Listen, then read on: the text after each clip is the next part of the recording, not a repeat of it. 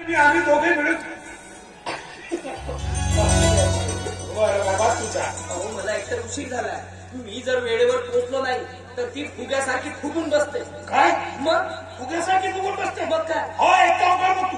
आता तू तिला भेटायला चाललास ना, एखादा पुष्पगुच्छ घेऊन जा. गुलाबाचं फुल अजिबात नेऊ नको. का बरं गुलाबाचा फुल का बरं नाही?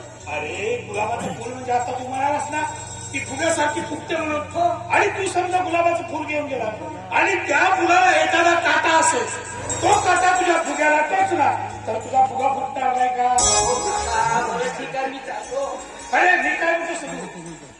बस बस बस आम्ही जातच नाही. अरे बाबा एवढा रागावतोस कशाला?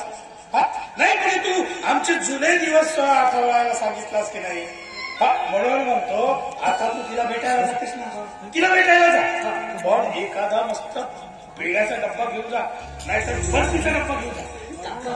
रसगुल्ला घेऊन जातो. पण काका आता मला आवाज देऊ नका. मला उशीर झाला. मी निघतो.